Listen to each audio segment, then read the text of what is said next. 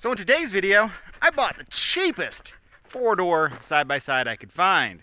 And of course, it's broken, but we're gonna fix it.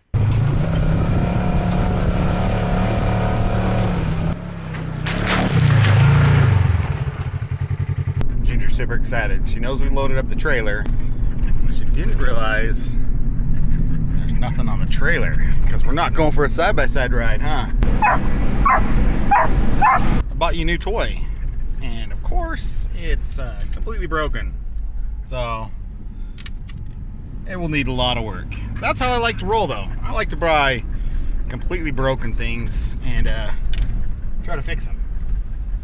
So in today's what did you waste your money on? I wasted my money on broken stuff. So, it has a transmission issue that was gonna cost 5 G's at least to fix through a dealership, through the dealership.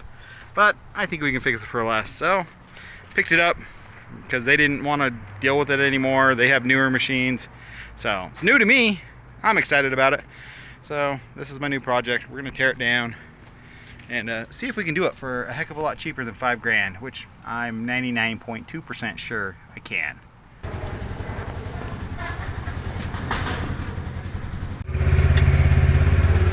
So, it only drives in reverse.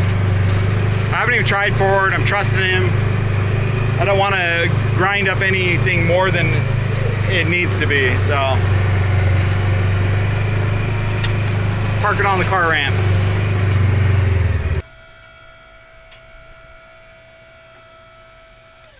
I think I parked the car a little. My wife parked the car a little too close. Oh, just barely touching. Hey, first part about any repair job is to make it occupy a space and just look at it for the next 2 weeks. So let you listen to it. I've got it kind of torn apart, but listen.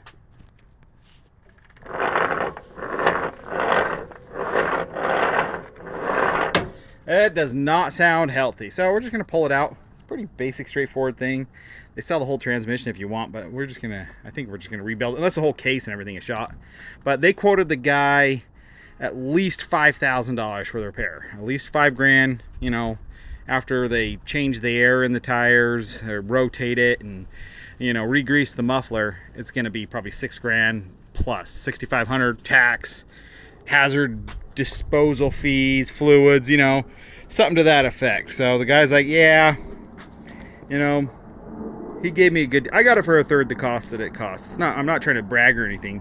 I'm just saying I got it for about a third the cost that they retail for right now where I live. So we'll just finish. I'm just taking out 1,000,000 bolts. You know, there's nothing complicated. Popping CV axles out like a car and just take off bolts.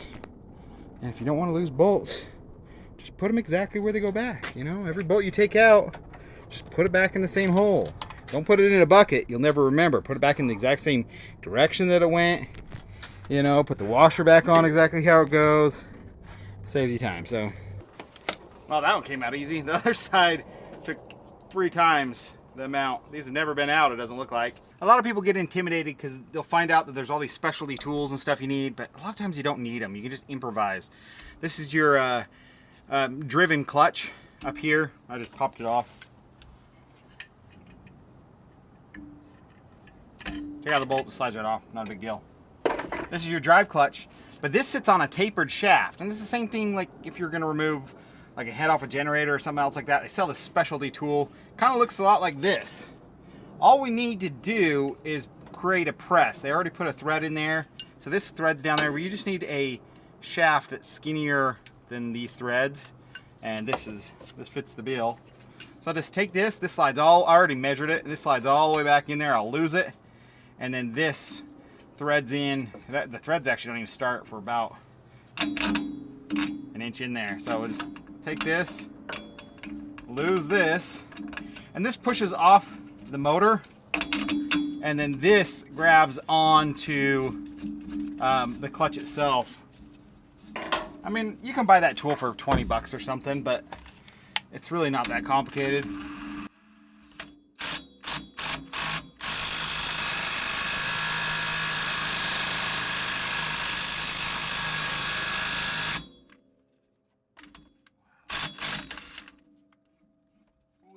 tight.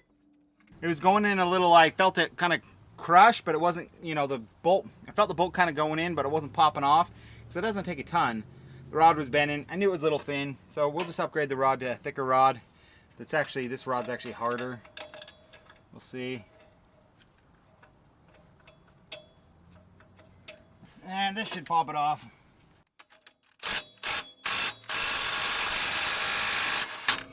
There you go. If that makes more sense, the threads are on here, and this is just an open hole. Always the most amazing thing about working on stuff, once you remove the plastics, it just starts looking simple. Now you can see the engine, small engine. There's a basic transmission. So there's one little caveat to these, and that is the spacing.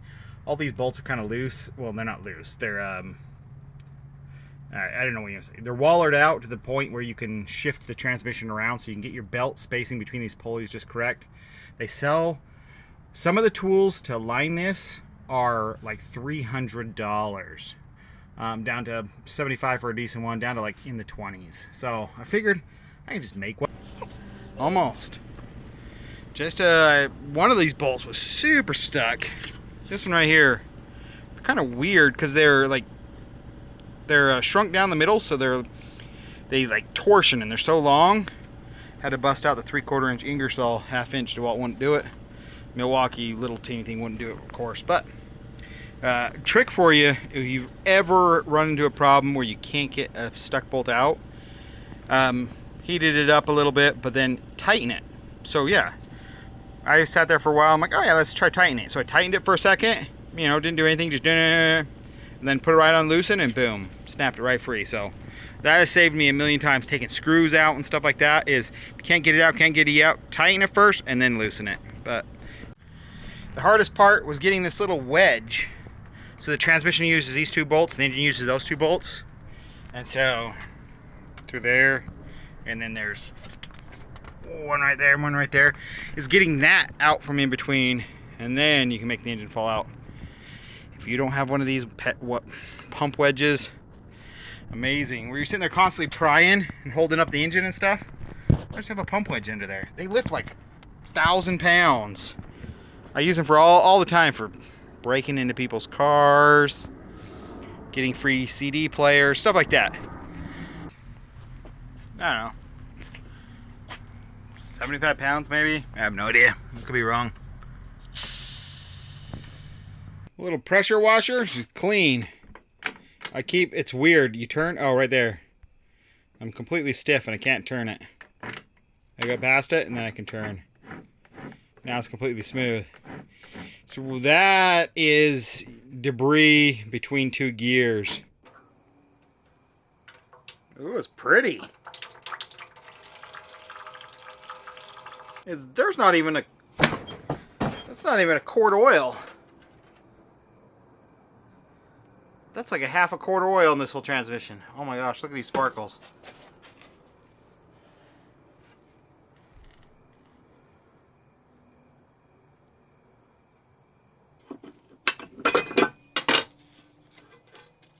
Oh, we hear metal falling. Oh yeah. We got a bearing, it's completely gone right there. I got balls sitting down in here. We got a seized up brace right here. And we have the balls right here. We got chunks of metal sitting in this bearing cage.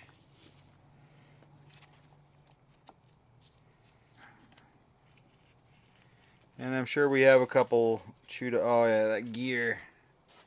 I can just feel it now. Oh, you can there's just a chunk of metal sitting right on top. Probably a gear tooth. Nothing to do but just inventory the parts I need, order the parts, slap it back together, clean it up, you know. As far as the gears, I numbered them. This is the 1 shaft. This is the what the pulley drives, or not the pulley, the clutch drives this shaft. So this is your main power shaft. This is your reverse chain. Anyway, it goes through these gears. This gear only touches onto this gear. And this gear right here looks just fine. This gear right here, which was near the demolished bearing, took the brunt of it. That actually comes up here and sits on there. Yeah. And these two gears took the brunt of it. Other than that, then this main gear looks fine. It runs off this. This gear is built into this shaft, so I don't want that to be bad, and it looks just fine.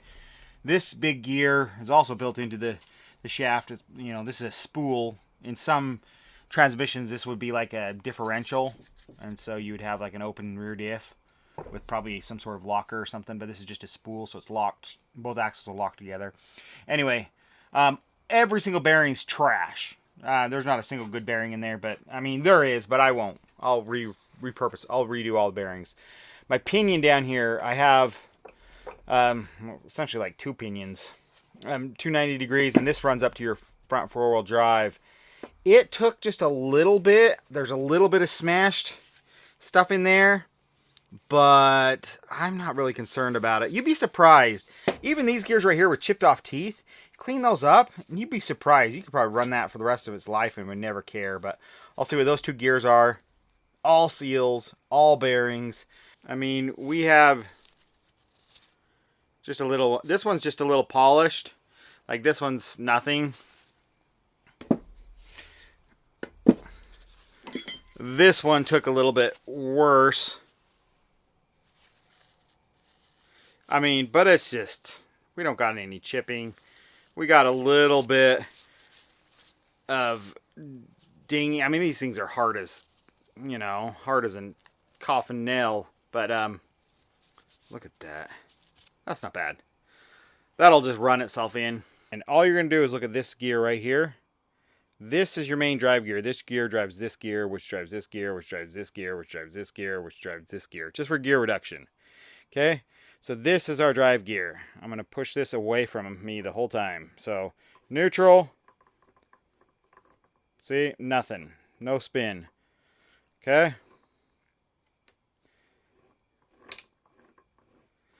I think that's reverse. That would be high. Okay. And when this one kicks in to here, this would be low. So the race bearing really galled up this. You know, you need a nice flat seat for the race to sit. So I have to reform that edge a little bit. So I took the old race. First I cut a split in it, so it's just, and then clamped it together a little bit so it's a little bit smaller. Put a handle on it, and I just cut some teeth. Just with the angle grinder, just really crude. So I did use the Dremel to kind of clean off the majority of it, and this is just, so it just goes in there. And this just helps me refine it. Custom one-off tool that you'll never need again. That's what over $200 looks like right there in just bearings. I decided to go with some nice high-end SKF. They're all made like in Italy or France or something else like that. Nothing China. Bearings are one of those things, if you want them to last, you have to buy a new one, or a good one. Some seals. But got to start cleaning all this crap up. It's been sitting for about a week. So we got our makeshift parts washer. I've owned a couple parts washers. They take up way too much space. So we just have a little 12-volt pump right here. And I mean, these are just like pond pumps, just mini. They run off 12 volts. You can just plug it into the 12 volts, or there's just a little battery. And it just recirculates the fluid, which just happens to be diesel fuel. And we'll just clean up all the parts, put it back together.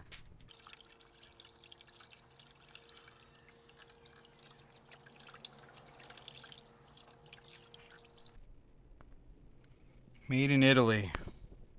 Beautiful. Listen to this. Yeah, you don't hear nothing. I spent a couple minutes just cleaning this one up. Yeah. Again. You can never get these clean. You just can't. Ever. Just doing one at a time. The bearings really aren't on there that tight. They could probably just be hammered off. I do have a shop press, but it's not necessary. I'm not even having to use an impactor or anything. I'm just twisting them off with this little 2-jaw puller. I had to use a 3-jaw a minute ago just because it was so, the bearing was so far on there, and this little 2-jaw wasn't big enough. And then to get it back on, you can just heat them up and they slide on, or like I said, it's not that tight that you can just hammer them on. Just hammer on the inside, or it doesn't matter. And gear's actually on there pretty good. Could have done that one with the press. So these are the gears I ended up replacing. They come from 2 different people. This one right here should be the same, and then this entire shaft I have to replace because that gear is part of it. Let's see. Yeah. So I'll clean this up and mount that back on and go from there. So these teeth took the brunt of the damage, but it is barely. I think it's actually even just some aluminum deposits. So you can see I polished this one, that one I didn't. I'm just taking a Scotch-Brite right here, a medium Scotch-Brite, and I'm just running it right along there just to smooth it out. A couple seconds. I'm not sanding it or changing the profile, just cleaning up, because I think they wanted, I think this one shaft is $400 and the matching one is another $300-400 bucks. So I don't want to dump another $800,000 on stuff that's just fine. It'll wear itself in. It's not a car that's going to go, 100,000 miles. It's going to go another 5,000 miles and be done with life. That part's junk. And if you don't think bearing quality really matters, even Polaris knows. All the bearings are cheap, crappy PER, China-made garbage bearings on the whole thing, except for right here. This fast-moving bearing right here and this bearing right here are the same size bearing. Well, actually, it's this one and this one. But they list them differently as different part numbers. And the reason why, because this shaft spins probably twice as fast as this shaft. They actually put a name brand bearing here, a Koyo, and a no name brand Pier here. So they even know that you need a premium bearing for premium, for the best performance. So the cheap bearing probably didn't meet the speed requirements. Probably wasn't rated as high as speed. So they put the good bearing on this high speed shaft. It's the one the clutch spins. And then they step down to the cheaper one on this shaft.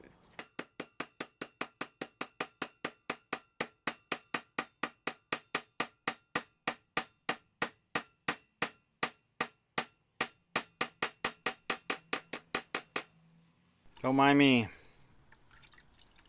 I'm just panning for gold. It's somewhere in there. Let's see if we can get the flakes to settle out. There we go. Oh, even better than gold. Aluminum. All in at the same time. Oh, that's not that hard.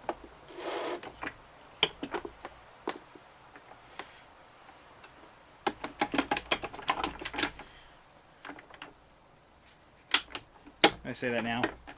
It's going, but it's not.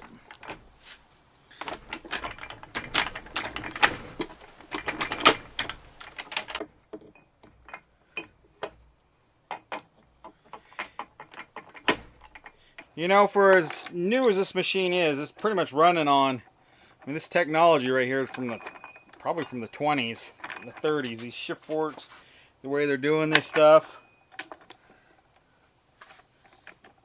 There's a low setting right there. There. And there. Okay, RTV. Little tip for you. You want it to last. People say put it in the freezer, stuff like that. And the reason why is the freezer is a pretty dry place because all the moisture is frozen. And moisture is what sets RTV off. So another good option is this. If you have a food saver it. I'm serious. And then no oxygen can get in there and dry it out. Oh yeah, 424. I opened it up, what's that, 5 months ago or so. I bet you it's still just fine. Let's see. Yeah, still liquid right at the top. Food saver. So, the reason the transmission failed. That's how much oil was in it. Okay? This transmission is supposed to hold 44 ounces. This is 52 ounce cup. So it's supposed to be up to about here, but it gets bigger. So it had about 1/3 the fluid that it's supposed to. That's why it failed.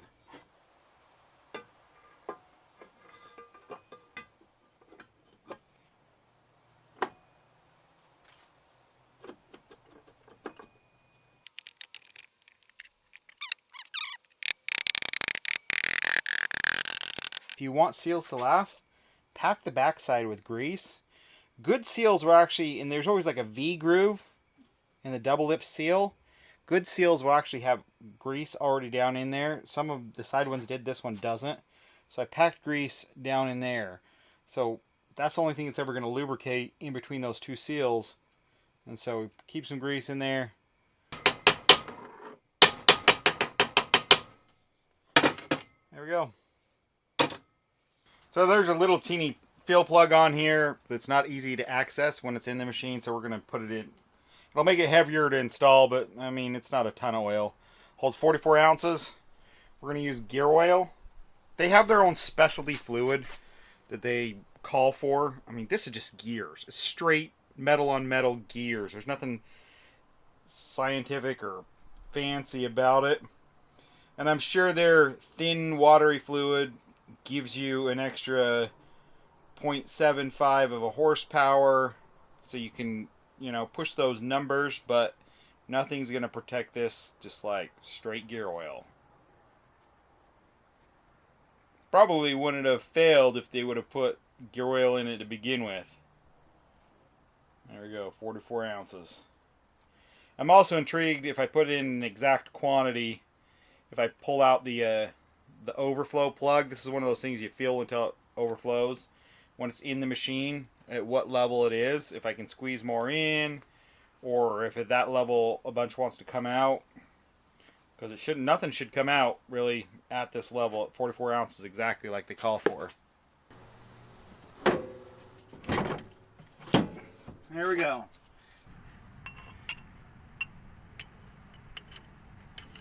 So my homemade adjuster thing worked out perfectly.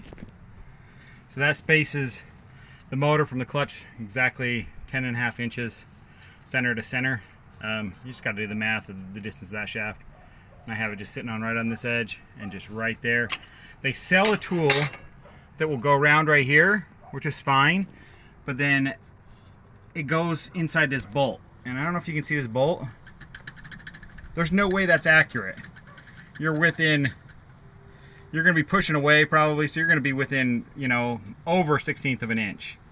But then they sell a tool, that's like a $20 tool. They sell a tool for 200 bucks that makes sure both of these are parallel to each other. There's a machined surface right here. I just took a square, not scientific, and I put it on that machined surface and then set it there, and then took calipers and measured my gap between here, and I am 4 thousandths this way a little bit, which will easily pull in when there's a little bit of clutch weight on there, and it might adjust too once you tighten down these bolts. These are kind of a unique system. This right here is a nut with a hole through the center, and that pushes in and then takes up the slop between this bracket, and then this inside one is just a lock nut, and then this nut just goes through and clamps everything together. Now we just got to put all the plastic back on. We got that back up in there. Yeah, there we go. And then we'll not be able to tell what's what again. The pile of tools is growing and spreading. That means we're getting close. I know this is going to be shocking to some of you, but we need to put on this thing right here. I'm not going to tell you what it is.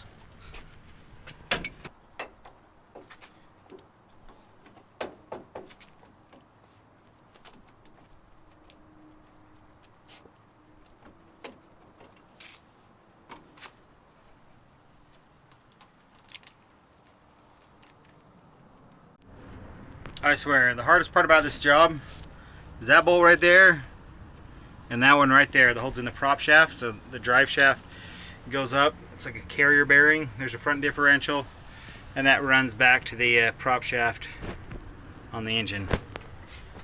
Pain in my butt.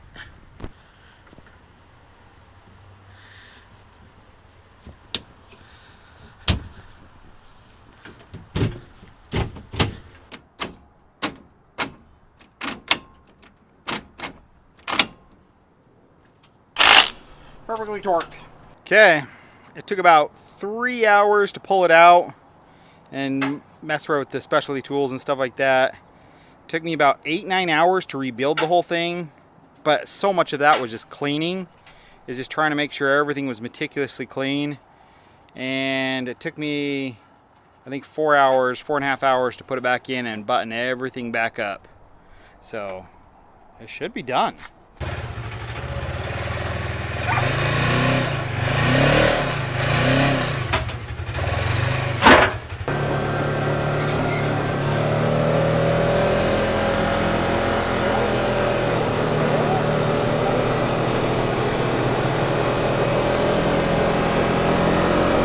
Sounds good.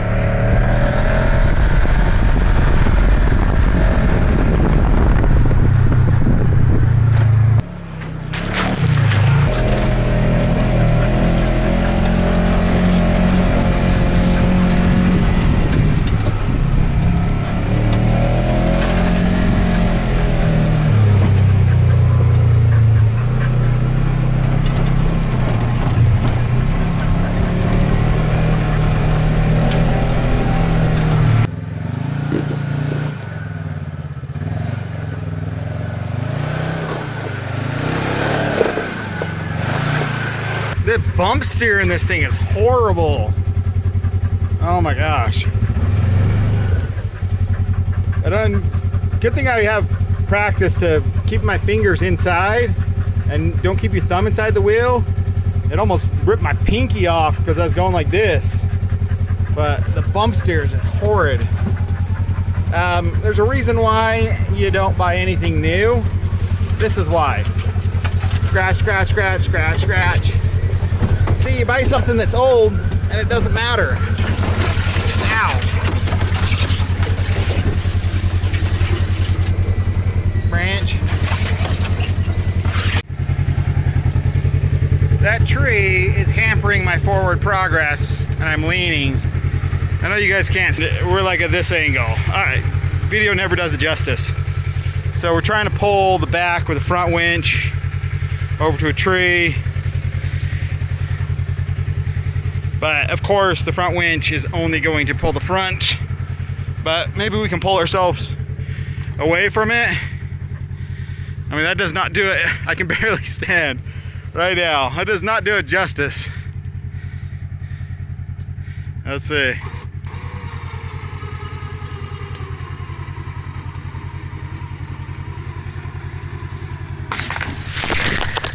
Oh, ow, that hit me in the head. Well, I know, a scratch, the tree, or like a limb came down and smacked me. But let's, I got it repositioned. So I'm gonna see if I can fill in this hole, then reposition and just see if I can get a couple bites at it. We got it out of that rut. I tried to do a rear dig, which is just to put it in 2-wheel drive and spin and see if I can get the rear end to slide over, but it just sunk. So now we're pulling from the top of the roll bar and I'm trying to lift up this outside so maybe I can stack some stuff under there. So I got the back tire going back and forth. got away from this tree with that rock here, some sticks to kind of pick me up, pull me away from the tree, maybe. So I essentially just did a rear dig back and forth while sucking in the winch. I'm gonna see if I can take that tree that fell down and put it in this hole.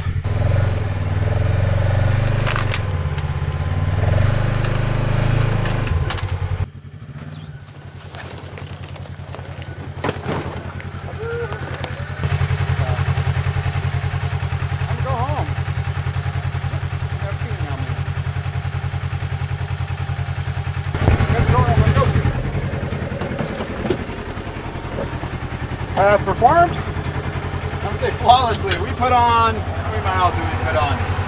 About 28 miles. So by the time I get back, we were just shy of 30 miles. That's what we did.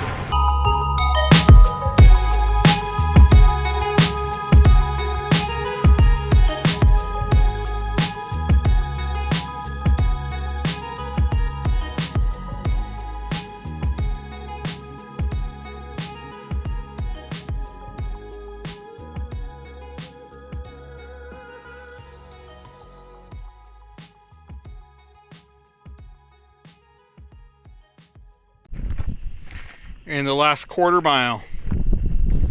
Boom. Look at that. There's my split. Yeah, that's the way it goes.